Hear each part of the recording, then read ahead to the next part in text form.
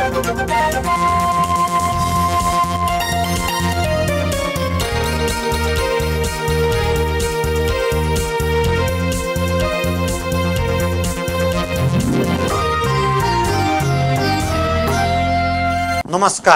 Nepal television हेरेर बसिरहनुभएका सम्पूर्ण आदरणीय दर्शक महानुभावहरूमा काठमाडौँ महानगरपालिकाको दैनिक टेलिभिजन कार्यक्रम हाम्रो काठमाडौँको आजको अङ्कमा यहाँहरूलाई स्वागत छ।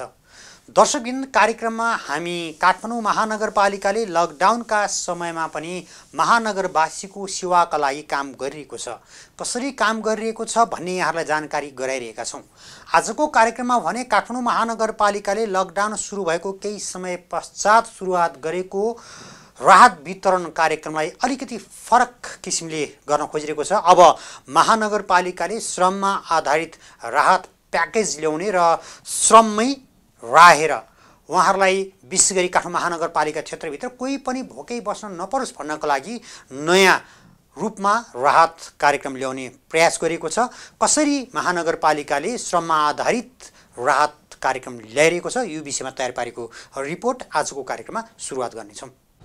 काठमाडौँ महानगरपालिकाले असहाय बाहेक दैनिक जालादारीमा काम गर्ने श्रमिकहरू र बेरोजगारको लागि तोकिए बमोजिम श्रममा आधारित राहत सहयोग मात्र वितरण गर्ने भएको छ।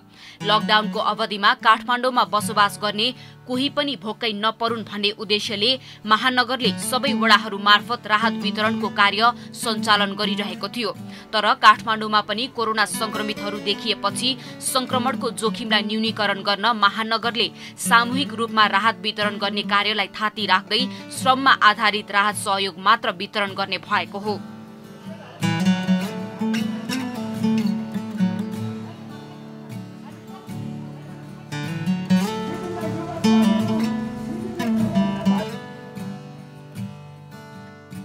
महानगरले सरकारले लागू गरेको लकडाउनको केही समय पश्चात नै दैनिक जालादारीमा काम गर्ने असहाय तथा अति विपन्न परिवारको लगत संकलन गरी वडाहरू मार्फत दैनिक उपभोग्य सामग्री समेटिने गरी कम्बो प्याकेज बनाई राहत वितरण गर्दै आएको थियो। हाल महानगरले वडाहरू मार्फत असहायहरूलाई घर घरमै राहत पुर्याउने काम गरिरहेको छ भने दैनिक जालादारीमा काम गर्ने व्यक्तिहरूको विवरण संकलन गरी उनीहरूलाई ढल, सडक किनारा, मठ मन्दिर, सामुदायिक विद्यालय लगायतका स्थानहरू सरसफाई गर्न लगाउने र सोही अनुरूप पारिश्रमिक उपलब्ध गराउने योजना रहेको काठमाडौँ महानगरपालिका प्रशासन विभागका प्रमुख नमराज ठकालले जानकारी दिनुभएको छ। राहत वितरण कार्यलाई चाहिँ अब फरक ढङ्गले सम्बोधन गरिनुपर्छ। अब असहायहरूलाई त हामीले दिनैपर्छ। वडाहरूमा केही रकमहरू व्यवस्थापन गरेर केही खाद्य सामग्रीहरू जो गरेर जहाँ निडी पिपुलहरूले जहाँ फोन आउँछ, गुनासो आउँछ उहाँहरू भएकै ठाउँ पुर्याइने जो असहायहरू छन्। तर जो चाहिँ दैनिक जालादारीमा काम गर्ने व्यक्ति पनि हो नि एउटा पक्ष, त्यसको लागि चाहिँ अब हामीले खाद्यान्नको सट्टा उहाँहरूलाई काम दिने र कामको आधारमा उहाँहरूलाई चाहिँ एउटा पारिश्रमिक नै दिने भन्दा एउटा पारिश्रमिकमा आधारित एउटा राहत कार्यक्रम भन्ने एउटा चाहिँ अहिले हामीले एउटा चाहिँ कार्यविधि हामीले चाहिँ तर्जुमा गरेका छौँ। अन्त यसलाई कार्यान्वयनको क्रममै छ। हामी यसलाई कार्यविधिलाई फाइनल गरेर वडाहरूमा हामीले जस्तो आजै हामीले फाइनल गरेर यसलाई चाहिँ वडामा सम्पादनको क्रममा हामी छौँ।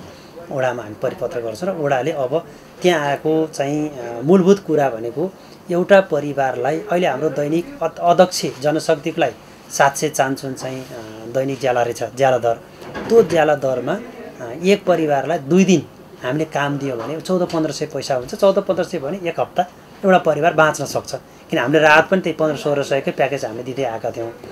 त्यो खालको कुराहरू चाहिँ 2 दिनको काम एउटा परिवारलाई, एकजनालाई 2 दिनको काम दिने र त्यो आधारमा हामीले चाहिँ कामै दिएर उहाँहरूलाई भुक्तानी गर्ने, त्यो चाहिँ दैनिक जालादारी काम गर्ने व्यक्तिलाई त्यसरी गर्ने गरी हामी एउटा कार्यविधि बनाएका छौँ र यसलाई हामी चाहिँ वडामा पठाउँदैछौँ। र पठाइसकेपछि यसबाट जो चाहिँ दैनिक जालादारी काम गर्ने व्यक्ति छन् उनीहरूले भ्यालु एड पनि हाम्रा केही चाहिँ जस्तो अब ढल सरसफाई, मन्दिरहरू चाहिँ अब अर्को सामुदायिक विद्यालयहरू भए, सडक किनाराहरू, यो सर्फेस ड्रेनहरू हाम्रा चाहिँ कामहरू अलिक सरल, अलिक जोखिमपूर्ण भन्दा पनि अलिक सरल सहज ढङ्गले सम्पादन गर्न सक्ने कामहरू नै हामी उहाँलाई लगाउँछौँ। लकडाउनपछि काठमाडौँ महानगरपालिकाले कोरोना भाइरस संक्रमण रोकथाम तथा नियन्त्रणको लागि 10 करोडको आकस्मिक कोष स्थापना गरेको थियो। त्यस रकमबाट महानगरको साना, मझौला र ठूला वडाहरूमा क्रमशः 2, 4 र 6 लाख रुपैयाँ निकासा पठाइएको थियो। त्यस रकमबाट वडाहरूले निशुल्क रूपमा मास्क, स्यानिटाइजर, कोरोना भाइरस सम्बन्धी जानकारी भएको पर्चा तथा पम्पलेटहरू वितरण गरेका थिए।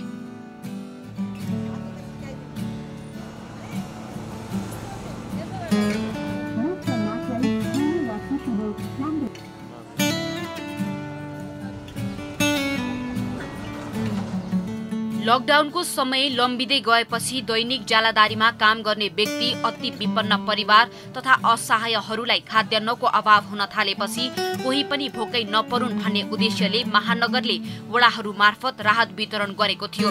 राहत वितरणको लागि महानगरले वडाहरूमा थप रकम पनि निकासा गरेको थियो।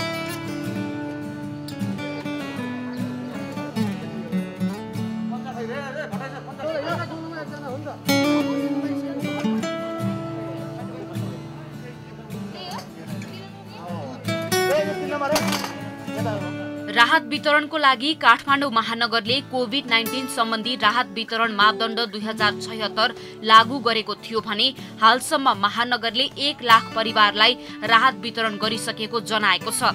यसरी चरणबद्ध रूपमा महानगरले करिब 7 करोड रुपैयाँको राहत वितरण तथा स्वास्थ्य सामग्री खरिद गरिसकेको प्रशासन विभागका प्रमुख नमराज ढकालले जानकारी दिनुभएको छ।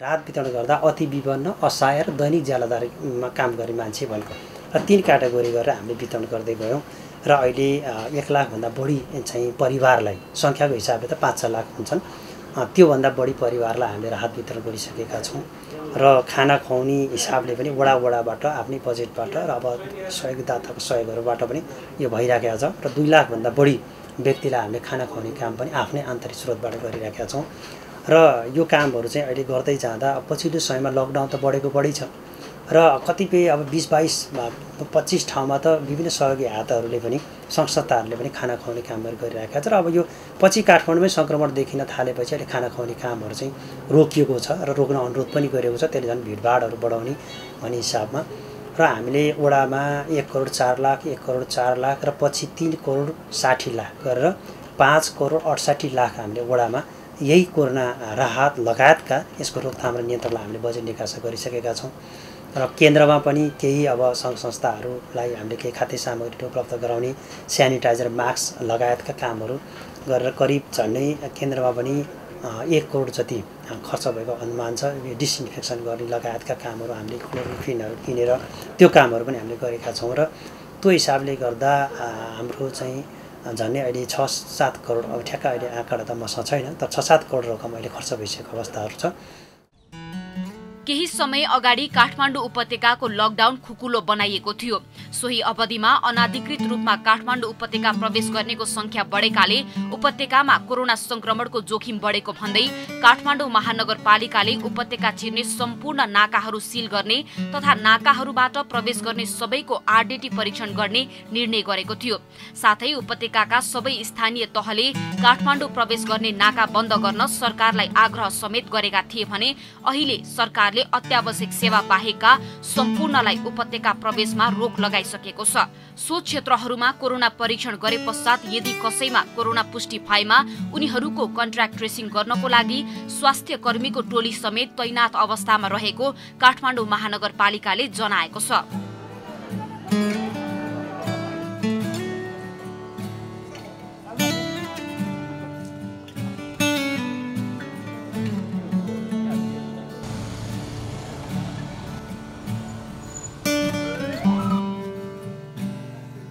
नेपालमा अहिले कोरोना संक्रमितको संख्या बढ्नुको मुख्य कारणहरूमा भारतसँगको खुल्ला सीमा नाका तथा नेपालमै रहेको अव्यवस्थित क्वारेन्टाइनलाई मानिएको छ। कोरोनाको शंकास्पद व्यक्तिलाई 14 दिनदेखि 17 दिनसम्म क्वारेन्टाइनमा राख्नुपर्ने हुन्छ। तर नेपालमा भने त्यस्ता व्यक्तिहरूलाई राख्ने क्वारेन्टाइनको राम्रो व्यवस्थापन नहुँदा क्वारेन्टाइन स्थल नै कोरोना संक्रमणको केन्द्रबिन्दु बन्ने हो कि भन्ने सबैमा त्रास पैदा भएको छ। सरकारले क्वारेन्टाइन सञ्चालन तथा व्यवस्थापनका लागि मापदण्ड समेत निर्धारण गरेको छ। तर सरकारले तोके बमोजिमको मापदण्ड अनुसारको क्वारेन्टाइन निर्माण भने हुन सकेको देखिँदैन। यस्तो अवस्थामा काठमाडौँ महानगरपालिकाले सरकारले तोके बमोजिमको मापदण्ड अनुसारकै क्वारेन्टाइन स्थल निर्माण गर्ने तयारी गरिरहेको जनाएको छ। क्वारेन्टाइन स्थल निर्माण गर्दा मानिसहरूको बस्ती भन्दा टाढा निर्माण गर्नुपर्ने सरकारको मापदण्डमा उल्लेख छ। साथै क्वारेन्टाइन निर्माणको लागि सुरक्षाकर्मी, स्वास्थ्यकर्मी, गुणस्तरीय खाना, सरसफाई लगायतका विषयमा विशेष ध्यान पुर्याउन आवश्यक हुन्छ। काठमाडौँमा मापदण्ड अनुसारको क्वारेन्टाइन निर्माणको लागि काठमाडौँ महानगरपालिकाले सम्बन्धित निकायको ध्यानाकर्षण गराइरहेको महानगरको प्रशासन विभागका प्रमुख नमराज ढकालले बताउनु भएको छ।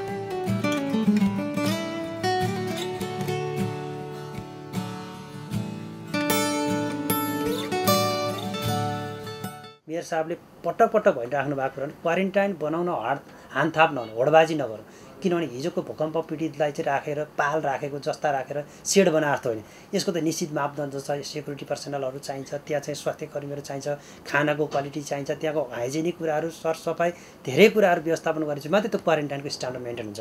त्यो स्ट्यान्डर्ड मापदण्ड बमोजिम क्वारेन्टाइनको लागि चाहिँ जुन चाहिँ सहायक सिडीको अध्यक्ष जुन कमिटी छ त्यो कमिटीले नै अगाडि काम बढाओस्। तर त्यसलाई महानगरहरू के गर्न पर्यो? हुन त त्यसलाई सम्पूर्ण खर्चहरू केन्द्रीय यो कोभिड-19 नियन्त्रण कोषबाटै बेहोर्ने भनिएको छ। तैपनि त्यस्तो अवस्थामा केही पर्दाखेरि महानगरपालिकाले हामी सपोर्ट गर्छौँ। यो निर्माण गर्नुपर्छ भनेर हामीले चाहिँ पटक अस्तिको 4 गतेको निर्णय, यही जेठ 4 गतेको कार्यपालिका बैठकको निर्णयमा पनि हामीले प्रमुख जिल्ला अधिकारीलाई अनुरोध गरेका छौँ। त्यो तत्काल क्वारेन्टिनहरू स्थापना गर्नुपर्छ। किन यहाँले भन्नुभएको जस्तो उपत्यका बाहिरबाट आउनेहरू आरडिटी गरेर आएकालाई पनि केही समय आइसोलेसनमा राख्नु पनि हुनसक्छ। अथवा अब यो देश बाहिरबाट सीमा पारीबाट पनि ल्याउने कुरा छ। काठमाडौँका मान्छेहरू लाग्ने त काठमाडौँको उपत्यकामा त बस्तीको छेउछाउ नराख्ने मापदण्ड छ। बस्ती बाहेक अलिक त्यस्तो उपयुक्त ठाउँमा राख्न पर्ने कुराहरू छन्। त्यो मापदण्ड बमोजिम क्वारेन्टाइन निर्माण गर्ने कुरामा चाहिँ हामीले अनुरोध गरिराखेका छौँ। अहिले हाम्रो त्यो मापदण्ड बमोजिमको छैन। केही वडाहरूको पहलमा भयो, जस्तो 4 नम्बर वडा कार्यालयले एउटा स्कुलमा क्वारेन्टिनको व्यवस्था गरेर बाहिरबाट आउने 10-15 जना मान्छेलाई राखेर सर्टेन समयपछि हामीले आरडिटी टेस्ट गरेर घर पनि पठायौँ। वडा स्तरबाट त्यो काम भएको छ।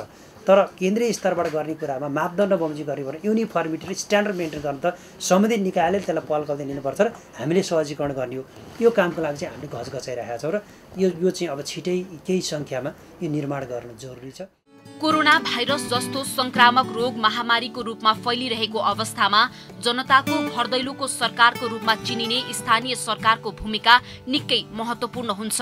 जनताको समस्याहरूलाई प्राथमिकतामा राखी जनताको सेवाको लागि स्थानीय सरकार सधैँ अग्रसर हुनुपर्छ। यस्तो विषम परिस्थितिमा स्थानीय सरकारको रूपमा रहेको काठमाडौँ महानगरपालिकाले महत्त्वपूर्ण भूमिका निर्वाह गरेको देखिन्छ। कोरोना भाइरस महामारीको रूपमा फैलिनु अगावै काठमाडौँ महानगरपालिकाले कोरोना भाइरस सम्बन्धी जनचेतनामूलक कार्यक्रमहरू सञ्चालन गरेको थियो। साथै लकडाउनको समयमा काठमाडौँका विभिन्न स्थानहरूमा कीटनाशक औषधि छर्किने कामदेखि राहत वितरण तथा सामूहिक मेस सञ्चालन गरी असहाय, अति विपन्न र दैनिक ज्यालादारीमा काम गर्ने व्यक्तिहरूलाई खाना खुवाउने काम पनि काठमाडौँ महानगरपालिकाले गरेको थियो।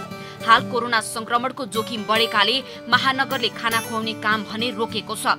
मानिसहरूका साथै सडकका चौपायाहरू समेत भोकै नपरुन् भन्ने उद्देश्यले महानगरले पशुपक्षीहरूलाई वडाहरू मार्फत खाना तथा आहारा खुवाउँदै आएको छ।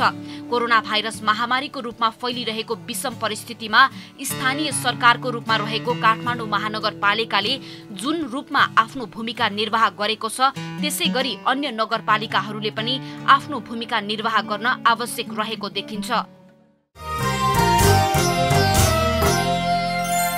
दर्शकबिन, काठमाडौँ महानगरपालिकाले महानगरपालिका क्षेत्रभित्र कोही पनि नागरिक भोकै बस्न नपरोस् भन्नका लागि विगतमा जसरी राहत वितरण गरेको थियो त्यसलाई परिमार्जन गर्दै श्रममा आधारित राहत वितरण गर्ने योजना बनाइरहेको छ। यो कार्यक्रम सँगसँगै आजको कार्यक्रमको निर्धारित समय सकिएको छ। भोलि पनि नयाँ विषय र प्रसङ्ग लिएर आउने नै छौँ। तबसम्मका लागि सम्पूर्ण टिमसहित म वैकुण्ठ भण्डारी बिदा चाहन्छु। कोरोना सङ्क्रमणको त्रासदी बढ्दै गएको छ। यहाँहरू घरभित्रै सुरक्षित रहनुहोला। आफू आफू, आफ्नो परिवार र समाजलाई सुरक्षित राख्नका लागि मद्दत गर्नुहोला भन्दै बिदा चाहन्छु। नेपाल टेलिभिजन हेर्दै गर्नुहोला। नमस्कार।